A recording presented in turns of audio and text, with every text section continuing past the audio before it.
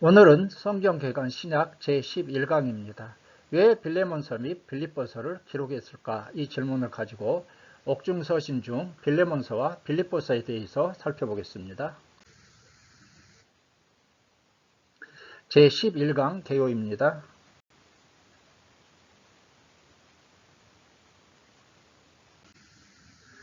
신약의 주요 연대표 가운데서 오늘 살펴볼 빌레몬서와 빌립보서의 위치는 여기에 해당됩니다. 바울의 그러한 로마 감옥에서 기록했죠. 바울의 옥중서신 수신처, 이거 지난번에 띄웠던 영상 화면인데요. 지금 빌립보서는 위치가 어디입니까? 여기가 되겠죠. 빌립보서. 그 다음에 빌레몬서는 골로새에 있는 빌레몬의 집이 되겠습니다. 빌레몬서 개요에 대해서 살펴볼까요? 빌레몬이라는 책 이름은 골로새 교회 빌레몬에게 보낸 편지다. 그래서 빌레몬이라 그렇게 빌레몬서라는 명칭이 붙었고요. 저자는 사도 바울이고 기록 연대는 바울의 1차 투옥 시기인 AD 60년에서 62년이 되겠습니다. 기록 배경 및 특징을 살펴볼까요? 왜 빌레몬서를 기록했을까에 대한 그러한 해답이 되겠습니다. 빌레몬은 에바브라와 함께 골로새 교회의 주요한 지도자였습니다. 그런데 빌레몬의 노예였던 오네시모가 로마로 도망쳤다가 옥중에 있는 바울을 만나서 그리스도인이 되게 됩니다. 바울은 오네시모를 빌레몬에게 돌려보내면서 그리스도의 사랑으로 용서해 줄 것을 부탁하는 그러한 편지를 보내게 됩니다. 에베소서 골로새서와 함께 두기고편에 보내는 것이죠. 당시 로마의 노예 제도하에서 도망친 노예는 최고의 형벌로 다스리도록 되어 있습니다. 죽일 수도 있고요. 감옥에 가둘 수도 있게 되죠. 이러한 시대 상황 속에서 그리스도인의 용서와 사랑의 실천적인 삶을 교훈하고 있습니다. 바울의 탄원을 담은 개인적인 서신인데요. 바울의 서신서 중 가장 짧은 서신이 되겠습니다. 핵심 주제는 무엇입니까? 용서입니다. 빌레몬서에 나타난 그리스도는 용서와 사랑의 실천자이신 그리스도가 되겠습니다. 기본 구조를 볼까요? 먼저 문안 인사죠. 시작 기도 1절에서 7절. 오네시모에 대한 용서의 요청입니다. 바울이 개인적으로 부탁하는 것이죠. 그리고 끝 인사, 마지막 끝 인사로 이렇게 구조가 구성되어 있습니다. 빌레몬서 바이블 프로젝트에서 제가 이걸 발췌를 했는데요. 위에다 또 여러분들에게 도움이 되라고 같이 그렇게 영상을 띄워 드리겠습니다. 자, 그래서 바울이 개인적으로 쓴 편지, 그래서 개인적인 서신이지만 파급력이 굉장한 그러한 서신이 되겠습니다. 배경을 살펴보게 되면은 이제 빌레몬이 로마로 도망쳤다가 바울을 만나 그리스도인이 되지 않습니까? 그러자 이제 바울 사도가 이들에게 이제 빌레몬에게 편지를 보내게 되는 것이죠. 자, 그래서 여기 보게 되면은요, 1절에서 7절은 시작하는 기도를 이렇게 시작하게 되고, 그리고 여기 1절과 7절에서 핵심 그러한 개념은요, 교제, 코이노니아입니다. 코이노니아. 이건 나눔과 동참이라 그런 의미가 있고요. 그래서 바울의 개념에 있어서 코이노니아는 실제로 행동하는 것을 그렇게 의미하고 있습니다. 8절과 20절에서는 바울의 부탁입니다. 바울의 부탁. 그래서 오네시모가 바울의 그러한 아들같이 되었다. 그리고 이제 그를 좀 용서해 주어라. 담대한 요구를 합니다. 왜 빌레몬에게 이렇게 담대한 요구를 합니까? 그것은 바로 빌레몬이 바울을 동력자로 알게 되면은 코이노니아 그런 개념이 있는 것이죠. 그리고 이걸 통해서 화해와 코이노니아가 무엇인지를, 그래서 빌레몬서는 따로 빌레몬에게 오네시모를 용서해달라고 그렇게 보내는 편지인데, 사실 이 빌레몬서는요, 에베소서와 골로새서, 특별히 골로새서의 그러한 실천편의 그러한 부록의 그런 개념으로 이렇게 같이 첨부되어서, 물론 따로따로 그런 편지이지만 그런 개념으로 이해할 수가 있겠습니다. 자, 그래서 빌레몬서는 이렇게 간단하게 설명하고 여기에서 영상 같이 띄워드리면 한번 살펴보시기 바랍니다. 자, 빌레몬서 내용을 살펴볼까요? 간단하죠. 먼저 문안 인사입니다. 바울과 형제 디모데 편지를 보내는 송신자이죠. 빌레몬과 빌레몬의 집에 있는 교회 수신자에게 편지하면서 은혜와 평강이 있기를 기원하고 있습니다. 바울은 빌레몬의 사랑과 믿음을 칭찬하고 감사하게 되죠. 자, 여기에서 빌레몬이 나오고요. 아비아와 아키포가 나오고 있는데 이 아비아는 빌레몬의 아내이고 아키포는 빌레몬의 아들이 되겠습니다. 자, 이 빌레몬의 집에서 빌레몬이 에바브라와 함께 빌레몬의 집에서 교회를 개척한 것이 골로새 교회이지 않습니까? 자, 그래서 그런 우리가 그런 배경을 이해해야 되고요. 오네시모에 대한 용서의 요청, 바울의 부탁이죠. 8절에서 20절에 보게 되면 빌레몬에게 오네시모를 용서해 줄 것을 요청하고 있죠. 오네시모가 로마에서 바울을 통해 복음을 듣고 사랑하는 형제가 된 사정을 말하면서 빌레몬에게 오네시모를 용서할 것을 요청하는데 특별히 빌레몬에게 강요하는 것이 아니라 빌레몬이 그리스도의 사랑으로 순종할 것을 권유하면서 이것은 바울은 이것을 확신하고 있습니다. 마지막으로 끝 인사입니다. 빌레몬에게 가서 만나기를 원하면서 동역자들의 문안과 함께 편지를 마치게 됩니다. 자, 바울의 편지를 받은 후의 결과는 어떻게 되었을까요? 전해져 내려오는 교회의 전승에 의하게 되면은 어떻게 되었을 것 같습니까? 여러분은? 이 바울의 편지를 받은 빌레몬이요, 빌레몬이 오네시모를 용서했다고 합니다. 그리고 용서를 받은 오네시모는 훌륭한 주교가 되었다고 교회 전승에 전해지고 있다고 합니다. 성경 에센스 김윤희 교수님 그 강의에서 제가 좀 참고했습니다. 자, 이제 빌립보서에 대해서 살펴보도록 하겠습니다. 빌립보서 개요입니다. 빌립보서라는 책 이름은 바울이 빌립보 교회에 보낸 편지이기 때문에 빌립보서라 불리고 있죠. 저자 및 기록연대를 보게 되면 저자는 바울이고요. 기록연대는 바울의 1차 투옥 시기인 60년에서 62년경인데 중요한 사실은요. 옥중서신 가운데서 가장 늦게 기록되었다는 것입니다.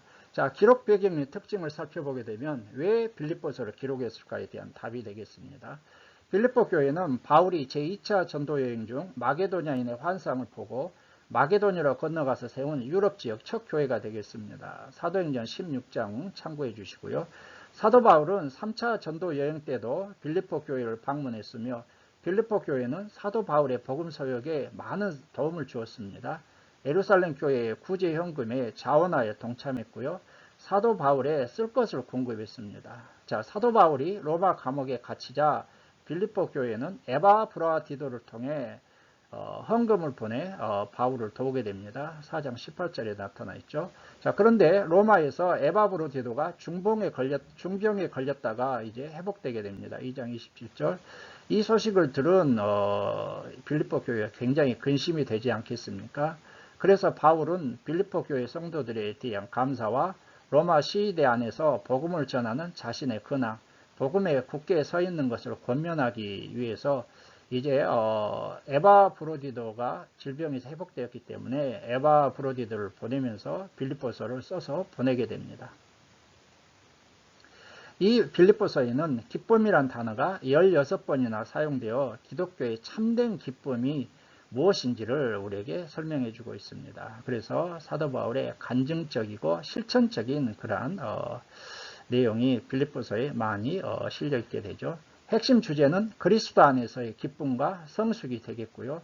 빌립보서에 나타난 그리스도는 무엇입니까? 자기를 비우신 그리스도, 삶의 주관자이신 그리스도, 평강의 주인이신 그리스도가 되겠습니다. 기본 구조를 보게 되면 문안인서 및 옥중 상황을 해명하고요. 권면과 경고 그리고 끝 인사로 구성되어 있습니다.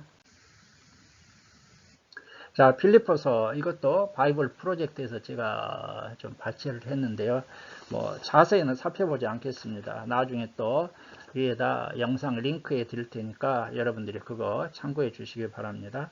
자, 이 빌립보라는 이 도시는요, 사도행전 이제 16장에 나오게 되는데, 로마의 그러한 퇴역한 군인들이 여기에 이주시켜서 건설된 그러한 도시이기 때문에 애국심이 각별한 로마의 식민지가 되겠습니다.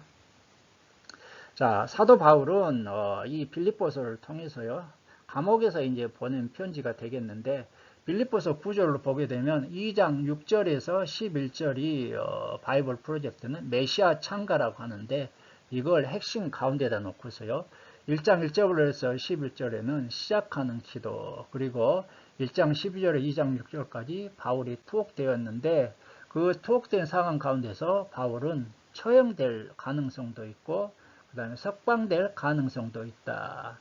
바울은 처형되면 주님과 함께 있기 때문에 자신에게 유익하지만, 그러나 또는 석방이 되게 되면 다른 사람들에게 유익하다. 그걸 말하고 있고요. 그 다음에 1장 27절에서 2장 18절까지 예수님의 본을 따르는 삶을 살아야 된다. 그것을 말하고 있습니다.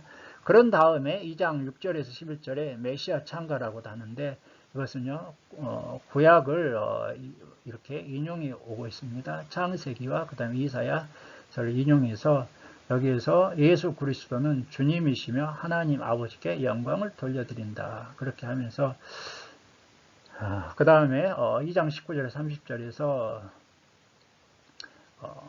예수님의 본을 따라서 두 명의 본보기로서 디모데와 그리고 에바브로디도를 소개하고 있습니다.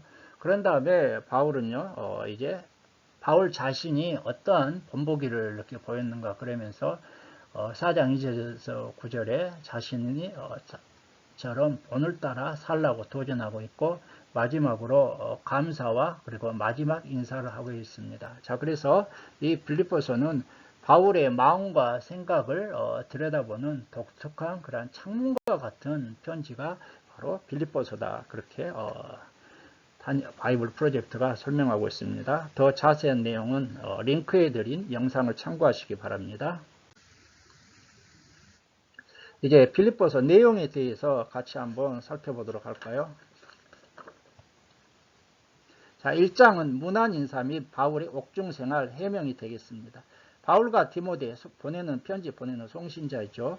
빌립보 교회와 성도들 수신자에게 편지하면서 은혜와 평강이 있기를 문안하고 있습니다.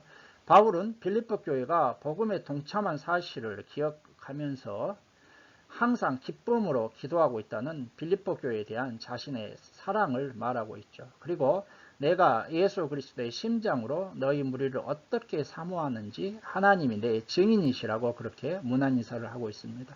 이어서 옥중 생활의 해명이 12절에서 26절인데요. 자신의 옥중 생활에 대해서 해명하죠. 바울은 자신이 감옥에 갇혔으나 시대와 기타 사람들에게 복음을 전함으로 도리어 복음이 전파되는 기회가 되었다, 이렇게 말합니다. 그러면서 바울은 자신은 어떤 상황 가운데서도 복음이 전파되면 기뻐한다면서 18절을 보니까 무슨 방도로 하든지 전파되는 것은 그리스도니 이로써 내가 기뻐하고 또한 기뻐하리라, 이렇게 말하고 있지 않습니까? 오직 복음과 그리스도를 위해서 살고자 하는 자신의 각오를 전하고 있습니다. 삶의 목적 대신 그리스도이죠. 자, 여기에서 좀 우리가 아이러니컬한 사실은 무엇입니까? 바울이 감옥에 갇히니까요, 어떤 사람들은 그것을 더욱 담대히 바울을 보면서 담대히 복음을 전하는데, 어떤 사람들은 투기와 분쟁으로 그렇게 바울을 너 감옥에 갇혀 있으니까 바울이 경쟁하면서 자신이 더 복음을 잘 전한다, 그걸 티내기 위해서 그렇게 전한다는 것입니다. 그러나 바울은 어떤 상황 속에 처한다 할지라도 복음이 증거되면 자신은 그것을 기뻐한다, 그렇게 말하고 있습니다.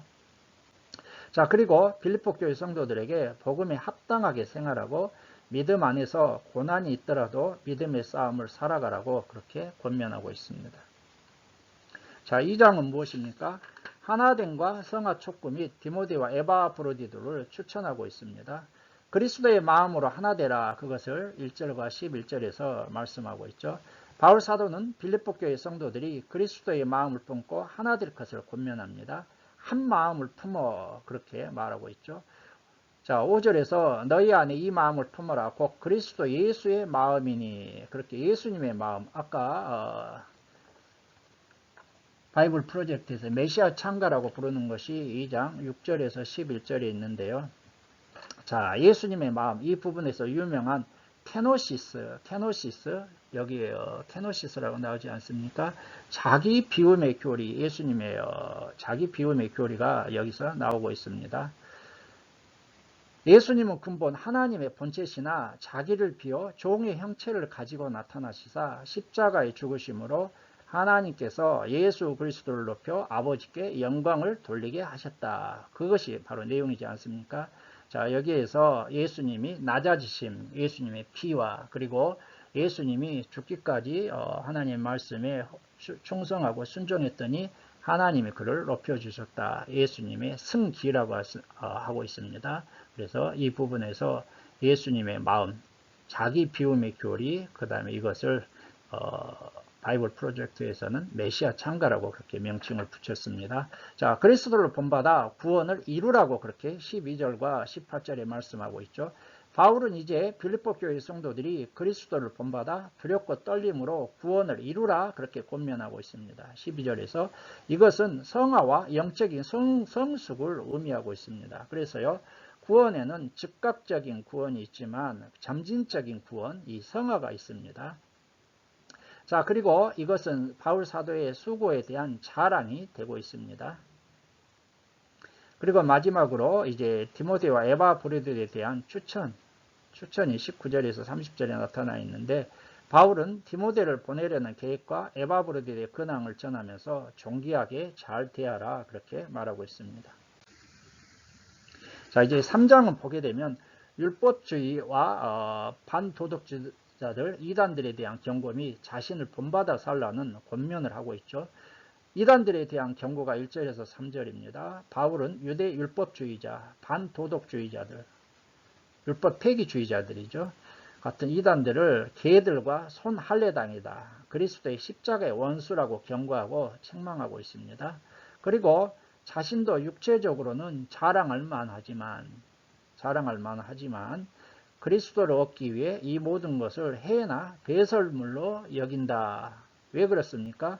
오직 그리스도를 표대 삼아 쫓아가는 삶을 살고 있다면서 빌립보 교회 성도들이 자신을 본받아 천국 시민권자에 합당하게 살아가라고 권면하고 있습니다. 자, 이제 4장에서는 권면과 감사 및 끝 인사가 되겠습니다. 1절에서 9절에서 권면이죠. 바울 사도는 동역자들에 대해서 도우라고 권면하면서 주 안에서 항상 기뻐하고 주 안에서 굳게 살아. 자, 그리고 하나님께서 주신 평강을 누리라고 그렇게 권면하죠. 염려 가운데서도 모든 일에 기도함으로 마음과 생각을 지키며, 그래서 4장 7절에 보게 되면 우리가 기도와 관련해서 중요한 사실이 나오죠. 4장 6절에서 7절. 아무것도 염려하지 말고 다만 모든 일에 기도와 간구로 너희 구할 것을 감사함으로 하나님께 아뢰라. 그래야면 모든 지각에 뛰어나 하나님의 평강이 그리스도 예수 안에서 너희 마음과 생각을 지키시리라 그렇게 말씀하고 있습니다. 자, 그리고 바울에게 배우고 받고 듣고 본 바를 행함으로 이런 것들이 기도와 그런 것들이 가능하다는 것입니다. 바울 사도는 자신이 어떤 상황 속에서도 자족하기를 배웠다. 자족하기를 배웠는데 그것은 그리스도의 능력 때문에 가능했다고 그렇게 간증하고 있습니다. 우리가 4장 11절에 나는 자족하기를 배웠다. 그러면서 12절에 나는 비천에 처할 줄도 알고 풍부에 처할 줄도 알아. 모든 일 곧 배부름과 배고픔과 풍부와 궁핍에도 처할 줄 아는 일체의 비결을 배웠다 하면서 4장 13절 내게 능력 주시는 자 안에서 내가 모든 것을 할 수 있느니라. 그래서 많은 사람들이 4장 13절을 가지고 내게 능력 주시는 자 안에서 내가 모든 것을 할 수 있다. 그래서 무슨 긍정적 yes I can 무조건 이런 식으로 하는데, 여기에서 바울 사도가 4장 13절 내게 능력 주시는 안에서 내가 모든 것을 할 수 있다 해서 이 모든 것은 무엇입니까?